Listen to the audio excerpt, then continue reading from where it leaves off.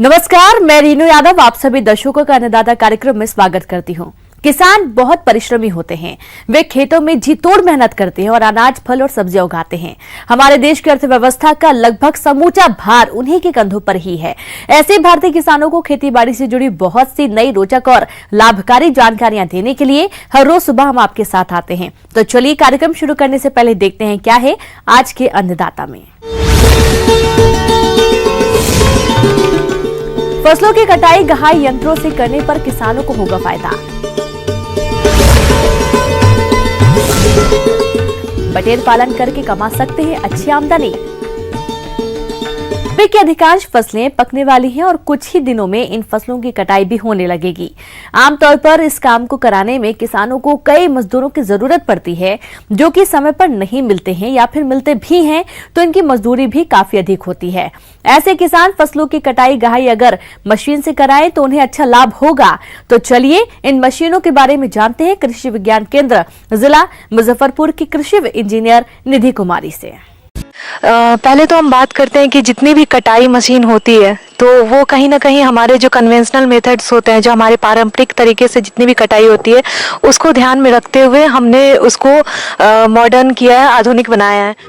कृषि उत्पादन बढ़ाने के लिए कृषि में यंत्रीकरण का बहुत ही महत्वपूर्ण योगदान है। यंत्रीकरण से उत्पादन एवं उत्पादकता दोनों बढ़ती है। यंत्रीकरण से कम समय में अधिक कार्य कुशलता के साथ किए जा सकते हैं। कृषि में यंत्रीकरण से ये लाभ हो सकते हैं। कृषि उत्पादकता में 12 से 34% तक की बढ़ोतरी हो सकती है।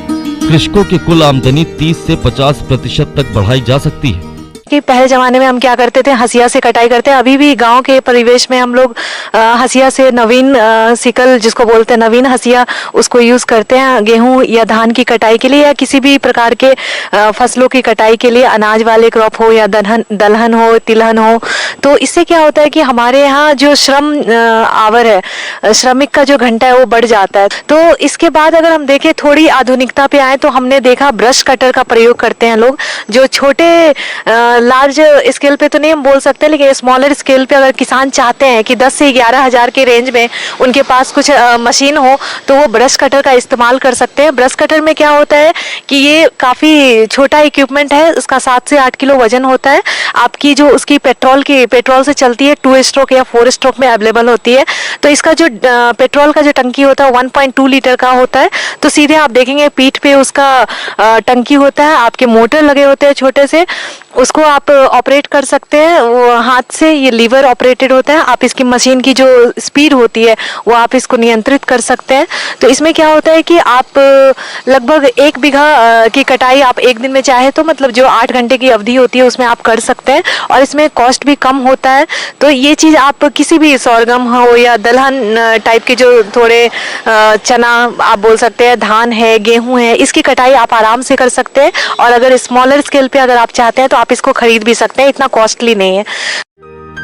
Combine harvester. भिन्न भिन्न प्रकार के कंबाइन हार्वेस्टर 2 से 6 मीटर लंबे कटरवार में उपलब्ध है।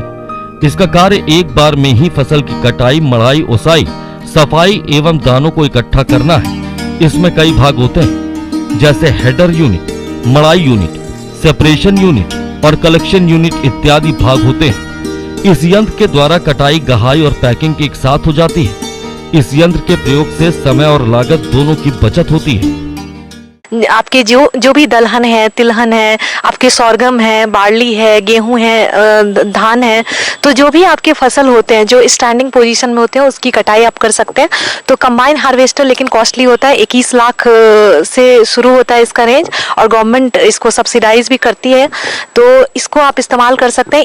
और अगर देखें प्रति हेक्टेयर आपको मात्र 23 से 24 घंटे लगते हैं इसको पूरे अनाज को काटने से लेके उसको थ्रेसिंग करने से लेके विनोइंग के बाद आप सीधे अनाज उसको ला सकते हैं। तो इसमें 23 से 24 घंटे प्रति हेक्टेयर लगती है। तो इसमें आदमी 1 से 2 काफ़ी है, आपको इसमें श्रमिक भी नहीं लगाना पड़ता है। और इसमें भी अनुदान दी गई है भारत सरकार और बिहार सरकार के द्वारा। तो लार्जर स्केल पे आप इसको अपना सकते हैं।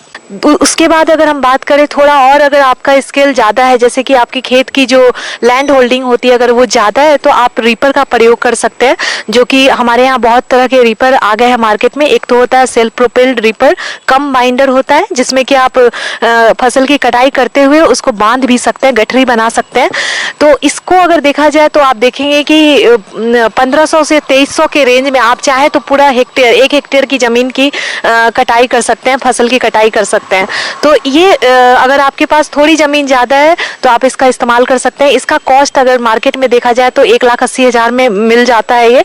अगर आप अनुदान की बात करें तो अनुदान भी आपको गवर्नमेंट देती है, बिहार सरकार हो या भारत सरकार है, उनकी तरफ से विभिन्न जातियों के लिए ये अनुदान की राशि अलग होती है, तो आप इसको ले सकते हैं। उसके बाद जो हमारा एक है ट्रैक्टर ऑपरेटेड, तो ट्रैक्टर ऑपरेटेड जो रीपर होता है उसको बोलते हैं tractor operated vertical conveyor reaper.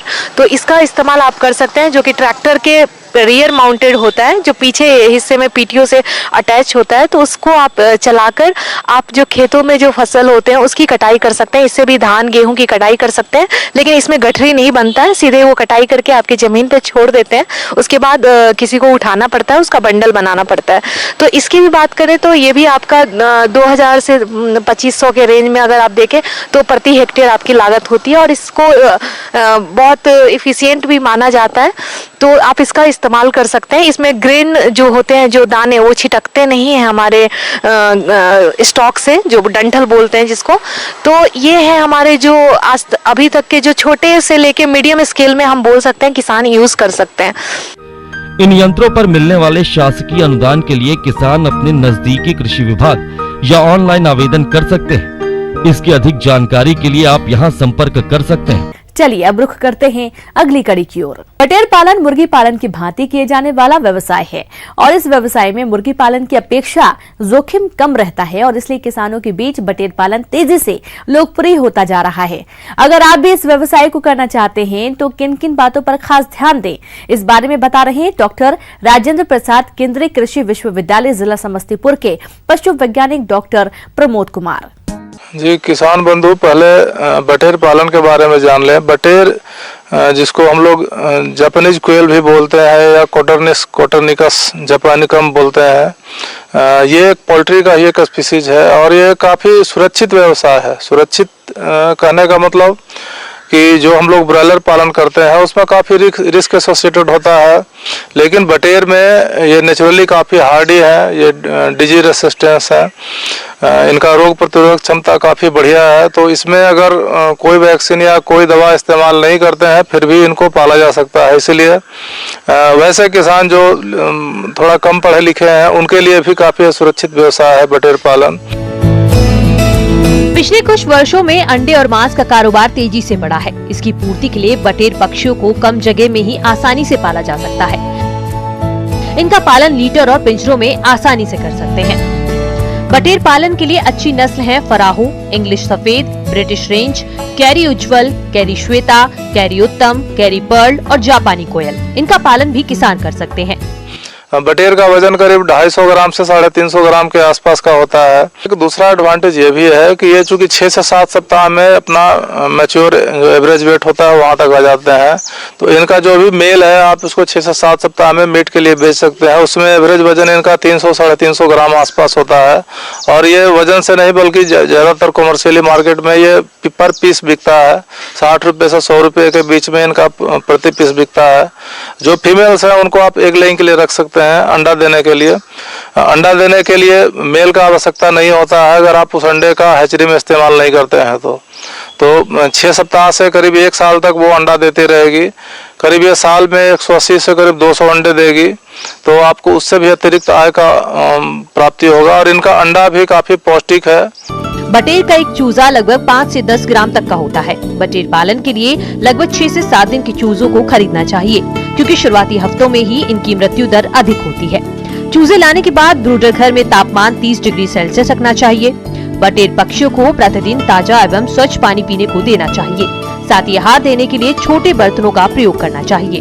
आहार के बर्तनों का स्थान समय समय पर बदलते रहें। बाजार में उपलब्ध मुर्गियों का प्री स्टार्टर दाना भी बटेर के आहार के रूप में प्रयोग कर सकते हैं। एक और समस्या आएगा कि जब आप शुरुआती में जब चूजे खरीदेंगे तो वो काफ़ी नाजुक होते हैं, तो अगर आप जाड़े के मौसम में चिक्स लेते हैं तो आप रूम में बिल्कुल प्रॉपर हीटिंग का व्यवस्था कराएं। उसके लिए जो ब्रूडर्स हैं उसका इस्तेमाल करें। इलेक्ट्रिक ब्रूडर, गैस ब्रूडर बाजार में उपलब्ध है।